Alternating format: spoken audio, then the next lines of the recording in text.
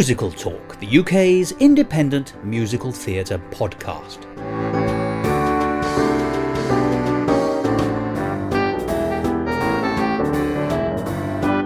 Hello and welcome to Musical Talk, the UK's independent musical theatre podcast. I'm Thos Ribbits, but if anyone else would like to have a go at being that person, you're more than welcome. Well, it might be 2015. In fact, it is, I'm sure you will have noticed. But I don't think we've quite finished the story of 2014 here on Musical Talk, because there was one musical last year that we haven't spoken about, and perhaps about which you won't have heard, which was a massive success both in London and elsewhere abroad. What is this musical? Well, I'll give you some clues. It's by our old friend Stuart Matthew Price, together with noted writer Timothy Knapman. And it has the enigmatic title, Before, After. Just 2 words. And it was the enigma of that title, and knowing who the creatives behind the show were, which drew me to this show. As I say, it was a massive success in London, so you may be thinking, well, hang on a minute, why have I not heard of it? Why have I not heard of Before, After? Well, the reason for that is, bizarrely, its success, because it completely sold out in London before it even opened. In fairness, it was only on for a few days, but all the tickets went. It was simply impossible to see it, but because all the tickets had been sold, there was no need to advertise it. So, it sold out before it opened, which makes it a remarkable musical in its own right. And then, having opened in London, it went to Japan, where it played in November. So, in today's episode, we're going to put a line in the sand, a little reminder for ourselves, a marker if you like, to remember this show, Before, After, so that we're ready when it comes back, because I'm sure this show will come back in some form back to London. So, what is it about? Well, who better to tell us than the creatives behind it? So, let's hear from Stuart Matthew Price and Timothy Knapman. Musical Talk. Stuart Matthew Price. I am the composer and lyricist for Before After. My name's Timothy Knapman, and I am the book writer and, I guess, additional lyrics writer for Before After. Before, After.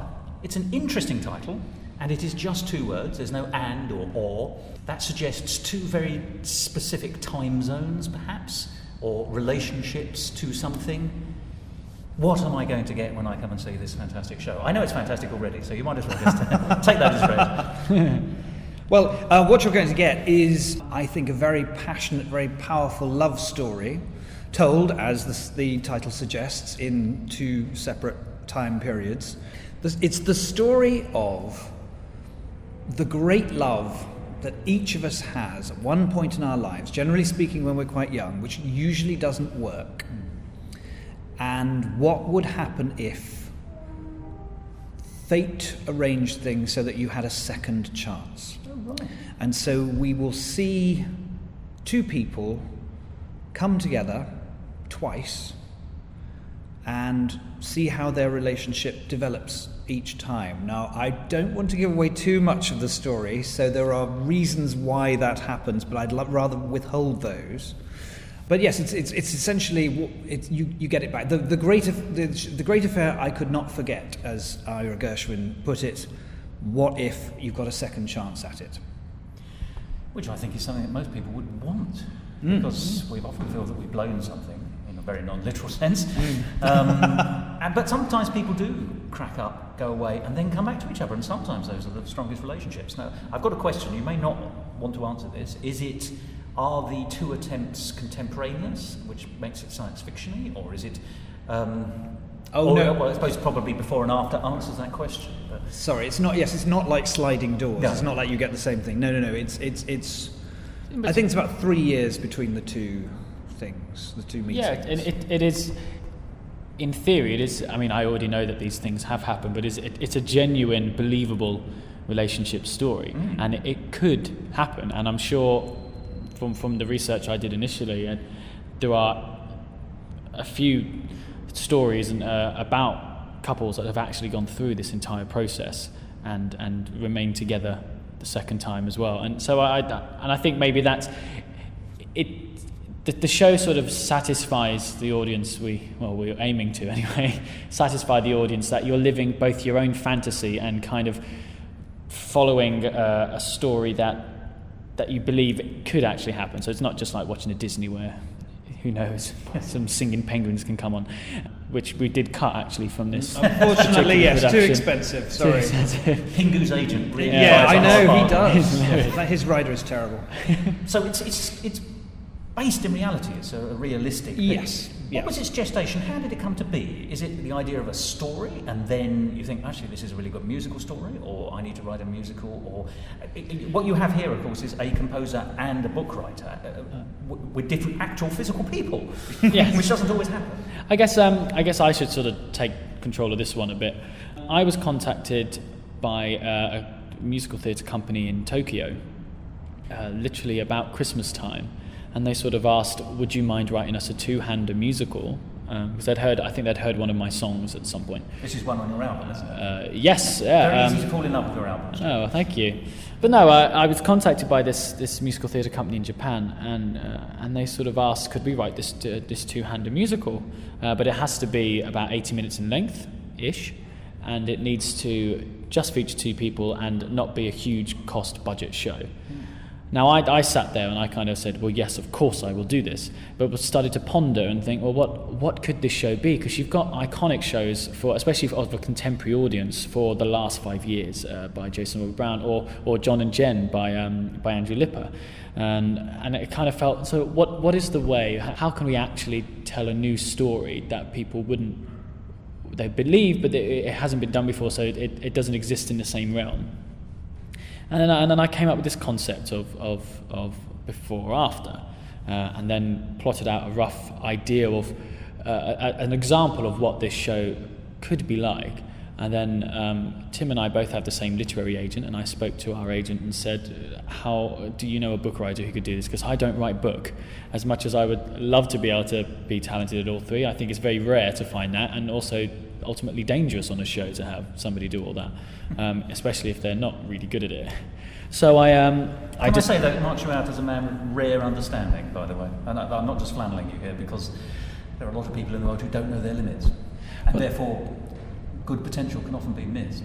Well, I say all the way along with regards to my writing, I believe in what I do, but it's all subject to opinion and everybody else's taste. So what I write may not be the worst thing in the world, but it may not be the best thing in the world. But it's what I write, and that's how it exists. And if on a project you need somebody else to help realise that stuff and work with you, it's great. And our agent put me in touch with Tim, and we had a meeting, and Tim seemed to leap at the idea, and he's literally taken this very rough basic concept and created the most beautiful love story between these two people. And I owe the show to Tim, really, if I'm brutally honest. You're simpatico, which is good. Yeah, he drives it. He's amazing. So this is where you came. I was going to say, this is where I go red and I can't say anything for ages. Well, that's a very lovely thing to say, Stu. Thank you very much. And of course, it is actually true that it's Stuart's songs that are giving you I hope I provide the framework, and there are dramatic scenes as well. But the thing that gives everything wings, obviously, is the songs. There's a great quote of Alan J. Lerner's. The show needs a good book, and then it'll run, but it needs a good score, and then it will last. And we hope that this is a show that will both run and last, and it certainly has the score for it. So it should be the Duracell of music. Yes, exactly, the Energizer Bunny. Yes, it will never stop. Who knows? It would be lovely if that were the case. Goodness knows. So I was presented with the idea first of all, and then Stu's outline, which was very, very rich, full of ideas, and it was my job, I guess, to find within those ideas, because it was such a generous document, the elements that would make the story, because we're telling this story in a complicated way, it needed to be quite a simple, straightforward, boldly told story, so that people wouldn't get lost, because we're very concerned that people know when we're in the before and know when we're in the after. So that, I suppose, principally that was my job, and then also the characters. You know, you have to believe in these people. You have to go along, and you have to like them, because there's nothing worse than people wanting to share their emotions with you when you don't actually like them very much, and it's, an hour and a half and you can't get out. So that was my job, I think. We are talking about simpatico here. I think it's very interesting, this idea that you've had an idea, you've been able to develop it. I'm talking to the two of you here. And then there's further bits to come in, the songs. How did you find out where the songs had to go? Did you know already there was going to be a song in XY when you were summarising it at the beginning in your outline?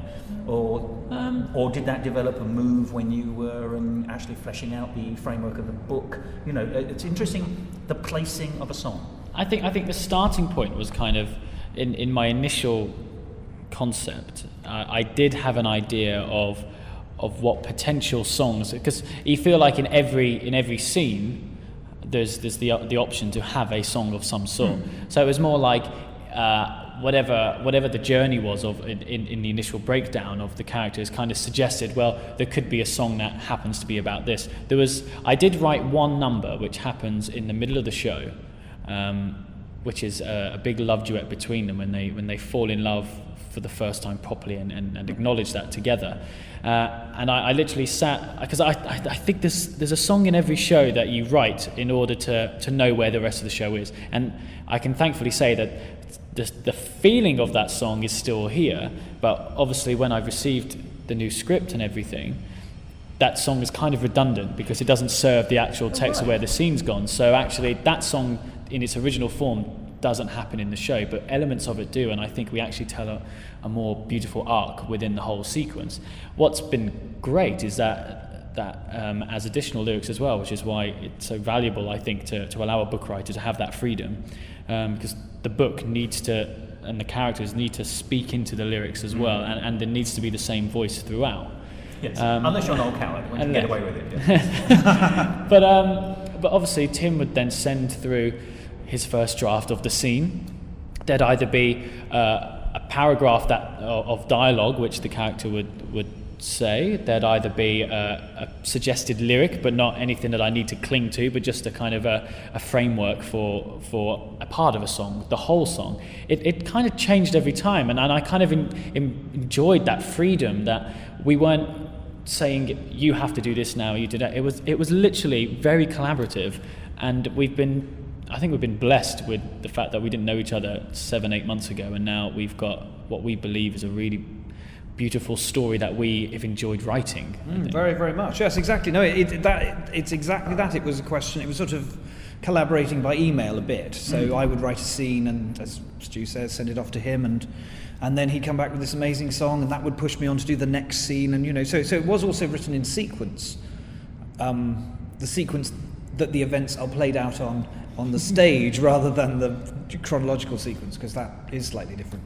And yes, I think one thing fed the other, and it was, I've never done this quite like this before, but I can imagine it would have been perfectly possible for it to be sort of, the song came and I didn't get anything, or I sent him the scene and he didn't get anything, So yes, it was hopefully creating enough space for the other person to do their best work. That was the idea. Not too much encroaching, not too much... Respectful. Yes, indeed, absolutely. But I think something that will help in this sort of process is that it's a story that we both really care about and want to tell. And I think that's testament to the process of writing. Like if somebody say for example Tokyo had given a story to me that I said yes to the job because it's a very exciting job, but I didn't say yes because I was blown away by the idea. Purely the commission. Yeah, of course, yeah. Then that can kind of restrict you, I think, and stop your creativity. And we may have had more of those moments if we weren't on the same page as the actual, the source of the material. But this is what stops you being a hack, isn't it? With no disrespect to there are many people in the world who are professional writers, and do what they told, they go away with their commission, they come back and they have written it. Whereas if you love what you're doing, you are more of a professional, or there's more love, there's more craft. I would hope so, and I hope that comes through in the finished product. I hope when people come and see the show, which I very much hope they do, that they get that this is a special thing for us, and we hope it's a special thing for them as well. We've just come from listening to the very end of the show, and well, it sounds like that to me. It sounds like something very special, and something that I think will really land with an audience. Well, I suppose the question, therefore, I've got to ask is it is about second chances, but I was going to ask, the question is, how would you both individually describe the tone of the piece? I was very interested in you saying you'd written this song, which is now no longer in itself featured, but has, if you like, informed the whole piece. And so unusually, you might say this song is the tone. But bearing in mind it's very much a first chance and a second chance, before and after, in fact, let's be honest. Yeah. What is the tone as far as you can see it or define it? You may confer, or you may... Well, I was going to say, we may disagree. Well, from a musical perspective, I think we discovered this on the very first day of the workshop when we did a dry read, and they hadn't learned any of the dots, and they just read the lyrics as well. It kind of felt like the book served the purpose of fleshing out and creating these incredible characters, and then you see all their traits and all their characteristics between them. You can sense the drama and the tension at times, and also their kind of young love feel. But what I hope and what I try to do with the music is that bleeds in the actual romance, the stuff that's inside that the other person never knows, that feeling you get when you walk down the street, or when you put a certain song on your iPhone or iPod, to symbolize that mood you're in when you're walking down the street. You're never going to tell anybody that you're listening to X, Y, and Z because of that. But for this particular score, it drives, I think. It flies, and I've tried to write melodies that are romantic and lyrical and sit on the top, but try to work on the internal conflicts that they have throughout each of the songs. Yes, would you agree? I would agree. I think also it's a funny thing to say about a musical in some ways, but it is a very realistic story. And I was thinking of something that Caroline Sheen, who's in the show, said yesterday. She described it as a roller coaster, and I think that's true. I think it is something, even though it's quite a short piece. I think we're looking at something an hour and 20, an hour and a half, which packs in a great big emotional journey with lots of happiness and lots of sadness, and there are jokes and there are tears and all that sort of stuff. It's tone. It's a realistic thing, but it's got a lot of red meat in it, if you see what I mean. You know, it's chock full o' nuts, as they used to say. It's not a fluffy story. No, not at all. No. It does. I hope, have an emotional sort of bottom to it. You know, it's happening to real people, and it's real emotions, and they're big and they're powerful, and of course, when the time comes, they get expressed in these fantastic songs. I like the dichotomy that you're describing to me. You have before and after, a roller coaster. You have up and down. You have inside and outside, the externalisation of the inner monologue and the inner feelings and the inner emotion. I'm liking all of that. Of course, they're also perfect dramatic opportunities, aren't they? You know, when two bits of sandpaper rub together, you get a rasping sense. So, yes, definitely. Well, when we did a full run yesterday, and I think this 10 minutes in the second half of the show that I wrote over the weekend, because it was a bit that was missing, and Tim and I were bashing out ideas last week so that I could have. In fact, I even rang him at 11 o'clock on Saturday morning, going, right, so this verse, and he's like, can I just have a sleep, Stu? But it was, but that's the nature of it. But that 10-minute section is kind of the big weight of the piece, and on its own it kind of works, but then when we suddenly ran the whole show, it hit like an anchor on your face. I mean, it was just, and then I don't have that experience, but I understand what you're saying. But I guess it's like the piece has had this roller coaster, but it's like the Big Dipper. You're going right up to the top, and you get there, and you know there's only one way to go, and then it just goes, and I honestly believe that, like, considering it's a two-hander, it's naturally going to be a more intimate story, and it can never be played into a 2,000 seats. You can see it at the Palladium, no.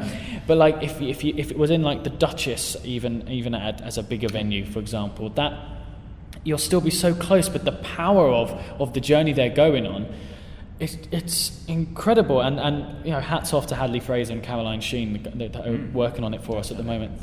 They bring all the light and shade to the piece, and they make that roller coaster a thrilling extra 10 mile an hour on Fright Night at Thorpe Park kind of feel. It's stunning, and yeah, I don't know, I'm speechless even thinking about it, to be honest. It's sensible of you in a way to find that 10-minute sequence, which is so important, so emotionally necessary, which ties the bits and pieces together, at the latter part of your writing process, your not that a creative process ever ends, but you know, if you'd done that at the beginning, it would have been excellent, I have no doubt, but it would have been a technical paper exercise in the first instance from which you would have to draw. But having already developed your plot and your story, and having got to where you've got to, and having involved actors and have a sense of who they are as well, it allows you to tailor and tweak, and it's just that little. It's craft. It's a crafted piece. Back to craft. It's a dovetail joint rather than a standard screwed-in hinge. He said. I mean, well, the thing is, you're being hit in the face by an anchor. What else do you think? Well, I deserve to be. So you can see why I don't write the simile, if I may say. But no, I think that we did have before the workshop happened, we did have discussions about what this moment would be, and they were all very valid, the ideas we were coming with, but I wasn't inspired to write the musical element of this story. I wasn't quite there, and I felt like, actually, let's give us this first week. If I can get everything else written and finished in time so that we know we've got the general thing for this workshop, then by the end of the week, after working with actors who are starting to be these characters and understanding their thought process and know that this is that big moment, their input, Simon Grief's input, who's been working as kind of a dramaturg / director for the process, to try and help us trim the fat of our stuff and ask the questions that we may not ask, you know. Yeah. The fresh pair of eyes. Yeah, exactly. Because we are very close to the projects. And then suddenly all of that information and processing and running sections together made you go, right, this is what's missing. And it was so much easier for us to collaborate on that moment. And I believe we've achieved what we needed to, at least at this stage in the writing process. Because next comes the actual rehearsals of a production at some point, when so many more things are going to get thrown in, like maybe those dancing penguins, if we can get dancing. Ideally, yes, and aliens as well. Yes. Animatronic, always. Yes, always very good. Yes, with the voice of Kylie Minogue, ideally. I believe she does do animatronic animals. Well, there we are then. You see, that's it. You know, job done. Yes. Now, when creating the book, yes, I'm interested. You know, how. I'm not going to say drafts because that's a very old-fashioned way of looking at it, but you know, there must be give and take and back and forth. We've been talking about how the song lands in the nexus points and finding that, but there is also the need for the book to reflect the songs as well. It's not a one-way street; it's a two-way street. Obviously, you have great experience of this. But indeed, it is an interesting process, and it is entirely collaborative. So what has happened in this particular show is, as I say, I will send him something, he sends me something, but then I rewrite what I've written before. And it is the thing that this process we've been going through this week and last week, the workshop process, has been about, in one sense, is making the people sound the same when they're singing or when they're speaking, and sometimes that needed a bit of refining as well. But as I say, it's because we managed to keep it loose, because there's a lot of trust between Stu and me. He will change things to make them sound more like they do in my stuff, and I will change things to make them sound like more like they do in his stuff. So yes, it is. It's that thing. It's in the work process, I think. That's where the secret is, and in not being too wedded to particular moments and particular lines. One can't be precious. Yes, indeed. Although, do you discover that things you've written will make their way into a lyric, or some lyric may sit slightly less comfortably in a song, but might work very well dramatically. Again, you know, you were talking about the tectonic plate movements of looseness between book and songs, but what about the detail? That's exactly the case. In fact, as we've been going along, there are certain lines we've been looking at, and because quite a lot of the songs exist with dialogue, so that you will be singing and then speaking and then singing again. Sometimes the transitions haven't worked so well, and so the sung pieces have occasionally been turned back into dialogue. But equally, when I send Stuart my first draft, what there may well be at certain points is a suggestion, maybe here is a song, and sometimes I've actually written lyrics that he set. Sometimes, mostly, I've structured the thing or suggested a structure. Sometimes he's picked up on certain things and he's changed them but set them. So it's a collaboration as closely as we can possibly make it, I think, to get that continuity of character between the two the two forms, singing and speaking. What makes your working relationship so successful, bearing in mind that you didn't meet, that there is the before and Yes, after there is. of your relationship? Well, there is. Yes. Well, I honestly don't know. I think, as I say, I think the mutual trust is the most important thing, and giving the other person the space, and not being afraid of taking their suggestions as well. And I think. Well, it's partly, I think, because I'm a bit older than Stuart, so I'm a bit more relaxed about that Many sort of others are. stuff. Well, this is very true, very true. But he seems to be able to do it too. I mean, I know why I can do it, because I've been, around the block a few times. But he seems very open to that sort of thing, which is very rare in somebody of his age. I think when you're younger, you're more vulnerable, and that can make you more precious about your material. And he's not like that at all. No, he's a very non-brittle person. In that sense, indeed. yeah. I can only echo that, because I've had the pleasure of knowing Stuart for a few years now, and he seems to be one of the most open, pleasant people. Yes, I should indeed. just say that he's not in the room as we record. No, this moment, yes, we so, should say that, yes. He's just this outside isn't with a gun embarrassing. pointed at our heads, but yes. This isn't an embarrassment. Is it?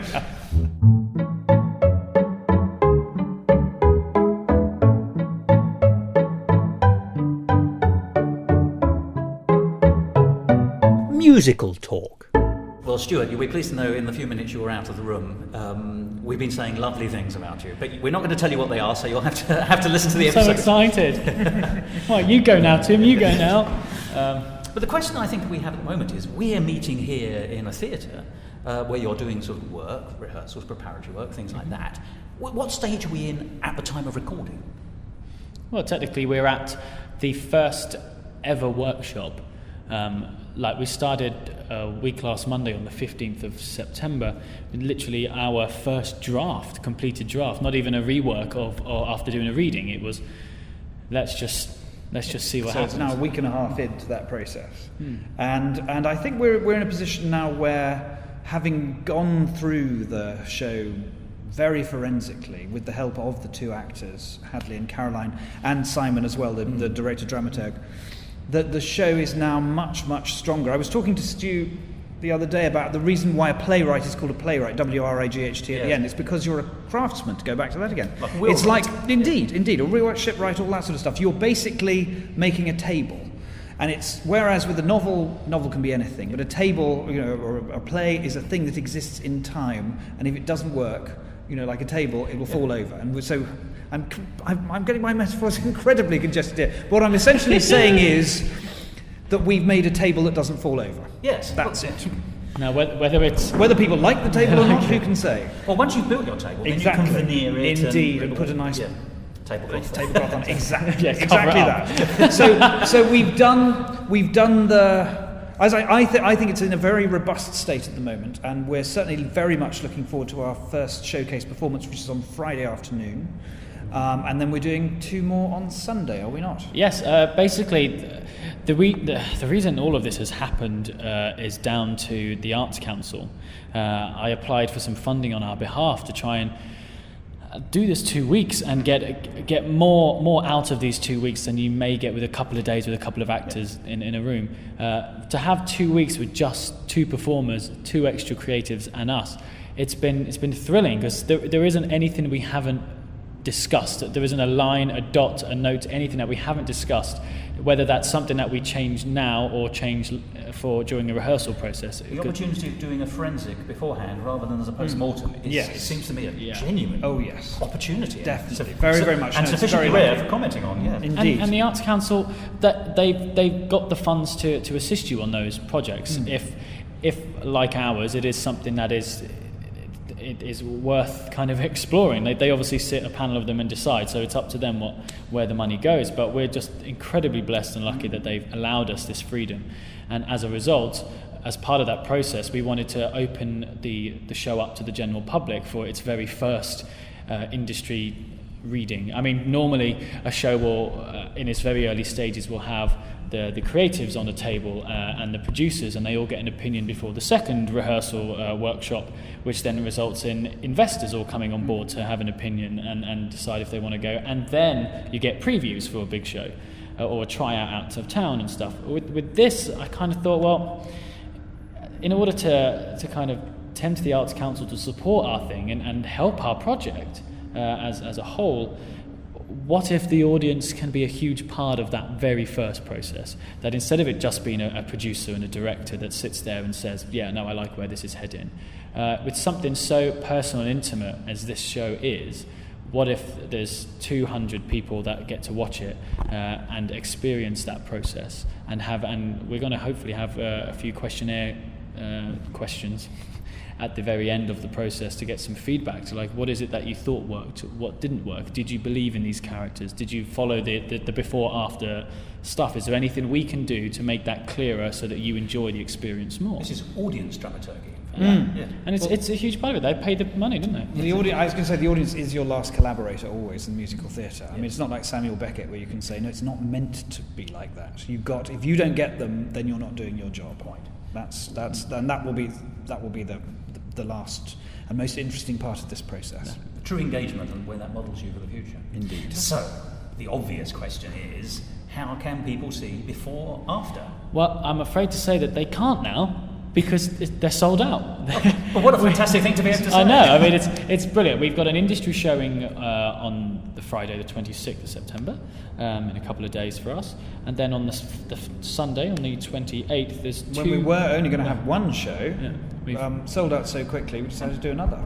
So, but that must be pleasing, isn't it? Very nice. Well, again, because all the money that has been raised from the Arts Council and from the ticket sales of this is all going back into the project to help this particular 2 weeks grow. It's like now we've added a guitarist to try and help see what music can do to, or orchestration can do to assist in the telling of time periods, and little things like that.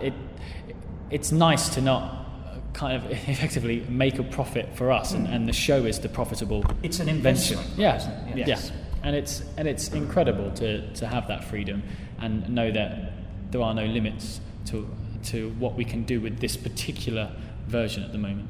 So I guess if there's still a demand, we hope to. There may be a future life for this show. You never know. It does seem to be, popular. That is my next question. Surely, then you must have. Even if you don't have plans, you must have hopes about very much so. Where and what this might happen. I think in Britain, abroad. Yeah, well, I think yes. Initially there's no point writing and investing so much time into a project if you don't believe that it's a story that you want to tell and that people would want to hear. If it's just a vanity project, there's no point. And all from the very beginning, of course. This project with this show was going to Japan as well. So there is, if you want to get on an aeroplane. It's not. When does it start? November, I think it starts in Japan. So there's always that. As well. It is in Japanese. There is that. But I mean, you've got time to learn it between now and then. A world tour, though. That sounds pretty impressive. It's quite nice for us as our first writing venture together to say that it's a global phenomenon. No, but just to know that it's having a life, and this musical czar in Japan have actually put their trust and faith in the work that we're doing, and they've let us have freedom to write it, and thankfully they like the product they've got. But we do also hope that, of course, it will be done here as well. Yeah. Very much so, the great thing about it is it's only two people, so it is quite a portable show, and it is a show, and you can do it in an awful lot of different kinds of venues. You could do it above a pub. You could do it above a pub, yeah. And you can do it. I think these are quite universal emotions that we're dealing with. So I hope that this is a story that will speak to people in lots of different countries as well. I don't think this is a very particularly British story in that sense. No, but it's a human story. A human story, indeed. That's what we want, certainly. Yes. But then I discovered this last night because people, my housemates that I used to live with, I stayed at theirs last night. Not that you need to know all the details of where I sleep every night, but because I don't live in London at the moment, so I'm coming back up for these. They sort of said, are we going to get the last 5 years or something like that? And I sat there and I did ponder that, because I've always wondered, is it going to end up being like that? Because of the last 5 years obviously starts at the beginning and the end of the relationship, they meet in the middle and carry on. But ours really isn't. Yes. Isn't at all. And I sat there and thought, although it's very universal, and the emotions, the relationship, the characters, they exist everywhere, there is still a British feel to the show. But then again, that's the thing that you can never tell yourself. I don't think you'd have to ask somebody else to look at it. I think. Well, ideally, then it's specific and universal at the same time. That would be good. That would be good. What a There you go. Yes. I don't know. I mean, A show for everyone, I think, is what we want to say. Yes. Because there are universal emotions and responses to things, but there is and are cultural differences. And it's very interesting to me that you were talking about this show being produced both in Britain and in Japan. And at a stereotype level, both those nations are known for reserve and politeness. And I think there's some truth in those statements. Certainly in Britain, there is a tendency, even today, to be slightly towards the understated rather than the overstated. You know, the emotion that one experiences, I think, is less Disney and still more intimate and self-contained. I think that's who we are, as far as one can ever draw anything like that. Yeah. But, as we said at the beginning, this is also about the real emotions which everyone in every country in the world will have an experience or understanding of loss or love, or you know, the heights of falling in love and the depths of falling out of love, slipping out of love. And you've just had the conversation, so I know I'm retreading this, but I am interested in exploring just a little bit further how culturally specific this is. Whether you, knowing it was going to be performed in another country, there was always this sound in the back of your head that said, we must make this more macro than micro? Well, I think we certainly didn't ever want to let go of an emotional authenticity. We didn't want to make it a sort of thing that appeals to everyone because it doesn't appeal to anyone particularly. Yes. We didn't want to do that. And I think, although I do take your point about the reticence culturally in England and in Japan, I think that's the great thing about song. That song and the convention of the musical theatre is that even in cultures where you're absolutely right, we aren't necessarily known for wearing our hearts on our sleeve. Emotionally bombastic. Indeed, yes. When the time comes, I mean, people still feel these emotions, I think. Whether they express them or not is a different thing. And the great thing about musical theatre is we have this convention where you can hear the sound of people's hearts. You can actually hear what they feel, even if they perhaps don't necessarily say it to one another at that moment. And so I hope that's something which is able to transcend whatever particular local associations and details we have put in, even when we didn't know we were doing it. Well, I think even if you're reserved, you still have stuff in you that you need to release. And sometimes I think, you know, why do any of us go to, why do I go and watch some of the Marvel comic films? I watch because there's a part of me that wishes I was a superhero, you know, and I get to express that by enjoying seeing somebody else do it. And I think sometimes that's what's nice about this show. Like, even if you have an argument, or you want to have an argument, you never get around to saying what you want to say. You feel like you've said it because you've seen somebody else go through it, and then you get to clap at the end. So I mean, vicarious emotional experience. Yeah. So because that's the definition of the theatre, isn't it? Really, it is. It really is. Yes. But I mean, from a technical perspective, though, musically. I'm grateful that I was asked to do this, because I do believe that I don't write ridiculously overcomplicated scores that's trying to be too clever for its own good. I'm a melody writer. I love writing melodies, and I think when you're talking about a more of a universal product, like you look at Andrew Lloyd Webber and the 80s epics that he wrote, the Bublé and Schönbergs of the world, and they wrote beautiful melodies and things that, no matter in whatever language it's spoken, whatever thematically that the show is doing, they resonate, and people feel the music and they feel the emotion through the music. And I think that's what I've aimed to do, and I hope it's working. I'm going to try and fuse a couple of things you've said together there. I was very interested in what you were saying, Tim, about how we all feel the emotion. It's how we express it, which may be culturally different or individually different. And I'm very taken by what you're saying, that the song is a way of drawing and feeling that emotion again. So obviously it's in symbiosis with the emotion as written and performed. But we as individuals also, it seems to me, respond differently to the same bits of music. Although if you're a quieter person, or a more reserved person, you'll still feel the emotion, hearing the emotion in the song, but you'll just respond to it differently from someone who's a bit more full on, shall we say. So not putting this at all well, but I do see the conduit and the difference between feeling and the expression of emotion, and it seems to me that you're allowing that to come out for the audience in the way that you've constructed and considered the piece.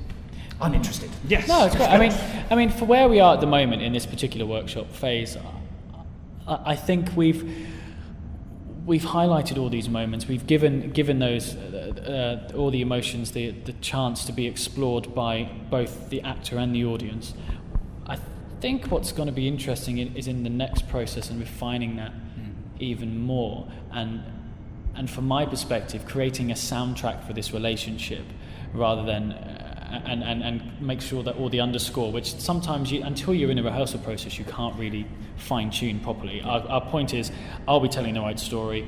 Do the book of music and lyrics all work in telling that story together as one whole piece? The coherence. Yeah, and then it's a question of, okay, when we're in rehearsal, then we can worry about the underscore, and let's continue to really plant this relationship and get it going. Because I always find it fascinating, if you don't have a music score on a film, how boring the film actually is. That the music that you hear in the background is subconsciously driving your emotions forward. So it's just that my next step is to really fine-tune those moments that help drive the scene. But you must also accept, I think, the flip side of that is that incidental music in films you're talking about can be manipulative.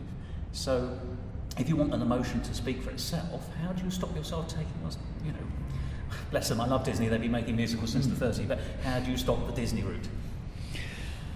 Where you lay on the sentimentality of Trow so deeply it's impossible to get to the true emotion. I think. Well, I do hope it's. Although I don't want to blow my own trumpet, I hope that the way that the book is written, it wouldn't fit if you did that. Because I hope that the idea is that the characters are not like Disney characters. They are more complicated and they are more grown up and they are more authentic. I mean, I love Disney, but they're doing a different thing. They use shorthand and grotesques, whereas you're saying this could be right, let me ask the question. If you took the score away, would the book still work? I hope so. I hope so, yes. That's certainly the plan. Because I think that I mean, a score only happens because it's come out of the dramatic tension of the scene where the characters are. They're expressing something that they cannot physically express through the book. But that was what was amazing on the first day, was that you got the entire plot without having to have any music doing that. And so all that the score is doing is actually lifting us into this relationship more and moving us emotionally through it. So, yeah, I mean, I was... Maybe because I'm so close to it, but when they did the run yesterday, my heart was racing by the end, and that's because of my connection with music more than text. But I was laughing my head off at some of the things that were going on, and then I could see and you weeping as well, laughing, yes. and we hope you get the lot. What a wet piano you must have had. And that's not just Steve Ridley's fingers sweating from trying to play these ridiculous combinations of notes I've written. I've got to ask a question, and if there isn't an answer, you must tell me not. But what you've done, gentlemen, is you've dangled before me the most succulent carrot, and then said, but you can't see it. Unless you go to Japan. Unless you go to Japan. Are you going to be recording the score? Are you going to be releasing video clips onto YouTube? Is there... I think it's... At the same time as it's been great that we're allowing people into this first incarnation, I think it's very difficult because the show is going to have another part of the journey. Yes. So the danger is putting out too much too soon might kind of signpost what the show is, and I think we kind of want to keep the ambiguity about it while we're still playing. But at the same time, there's one or two cracking numbers that if I wasn't going to Germany in a week's time, I'd be all over trying to record. So I don't know. I was going to say our answer is we might. So what you're giving me is a cliffhanger ending. Exactly that. Exactly that. We are whetting your appetite and leaving you wanting more, I'm afraid. You certainly are. Good. Excellent. We are pretty much the best advertising campaign for this show, isn't it, really? It's thrilling. But is there any web presence, even a website? At the moment, I don't think there is there? No, it's like... I know. We are back in the Stone Age, aren't we? No, I was going to say enigmatic. The fundamental thing is, we are loving it. We've loved the process. We believe in the piece very strongly, and it seems that the creatives we're working with all believe and love the piece too. So that's box one ticked. If the audience come in, or the people that are not attached to the product at all, and they turn around and go, no, I don't like it, then then we got to rethink everything. So it's pointless putting everything, all our eggs in one basket straight away. Let's just take our time, because if it's going to work, it is like a child, isn't it? It's got to grow and it's got to mature and like a good cheese. Yeah. Or wine. Yes, exactly. It's going to be very cheesy. No, I think I'm slightly more confident than Stuart about this. I think it's going to go well, and I hope we have a means of sharing a little bit more of the show with people before they actually get to see it in a theatre, which I hope they do in England very soon. Good. Yeah. And if people want to approach you about that, are you happy with that? Via website? Your own Indeed. website? Well, I Yes. wonder. Well, how would they do it? Would they go to your Well, at the moment, United Theatricals? Have they got a website? yes, my production company that I have with James Yerburn, we brought Andrew Lipper over here, and we brought Kerrigan and Loudermilk, and we produced Did you buy them return tickets, or are they still here? They're still in a here. cupboard somewhere. We can't let them go. But no, we've spent the last year working with the St James Theatre on bringing new writing and all that to at least American influence for the first year to the thing. This is the first time that we've kind of sort of general managed and supported a British piece. Obviously, it's very personal to me, so I've kind of kept myself out of the company affairs for it and let James and the rest of the team do it. But in theory, we are sort of looking after it. So if anybody would like to get in touch, they may, but they can also talk to us directly. We've got thank you, dear. www.unitedtheatrical.co.uk. That's our website, or you can email Stuart or James, depending on which, at unitedtheatrical.co.uk. And whether you're an investor, whether you're a venue, or whether you are a musical theatre fan that just wants to know more about it, or even another co-producer, yes, come on in, let's have a chat. Because we care about this, and we do believe, as a two-hander, it does have more to it than just a small space. I think it can work in a bigger world. Infinite riches in a little room. Oh, what a perfect statement. It's not me, Christopher Marlowe, but still. Yeah, but he's not going to say anything. He's not. If you, No, he isn't. He's not. I don't have to pay him any royalties for it. That's the great thing. Well, gentlemen, thank you so much for talking to me. Thank you. As I say, I really do feel that you've lured me in, Good, and now all I want to do is see the piece. Great. And I know I'm going to have to wait, but I do hope that we'll have an opportunity to speak again, as this will undoubtedly go into the future. I hope it's a massive success in London. I hope it's a massive success in Japan, and I hope it's a massive success in any further stages after that. Thank Thank you you very very much. much We do indeed. appreciate That's a it. lovely Thank thing you. to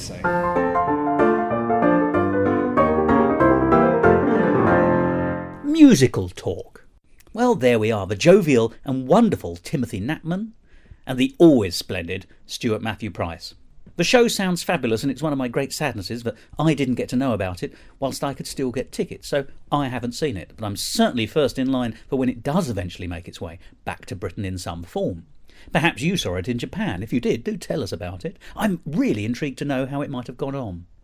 Stuart, of course, is currently appearing in an international tour of the Rocky Horror Show, so do be sure to try and catch him in that if you can. The man has talent coming out of his ears, although that's not what will happen on the stage, obviously. And Timothy Knapman is the nicest, happiest person I've met, and you can follow them both on Twitter as well. I hope to speak to them both again in the future, perhaps separately, but certainly I hope together. There's the beginning of a great partnership in their writings. And don't be put off by what they said in the interview about not having much of an online presence. It's not quite true, because I found their Facebook page. So if you want to find out more about before, after, please do go along to the Facebook page. You're currently in the state of being before after, in terms of seeing its Facebook page. After you've seen the Facebook page, you will be after the state of seeing the before after Facebook page. Write that sentence down and look at it later. Well, that brings us to the end of this episode. And so I have very little else to say, but join us again next time for more from Musical Talk. Until then, goodbye.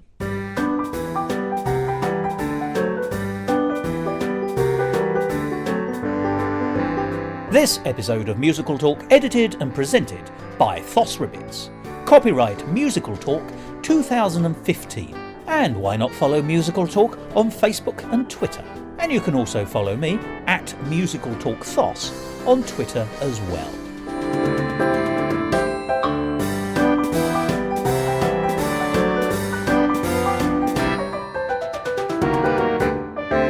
I'm going to come in a bit closer, I hope you don't think Not at all, no. Inadvertent knee touching is not a. It's all fine. It's musical theatre, goodness me.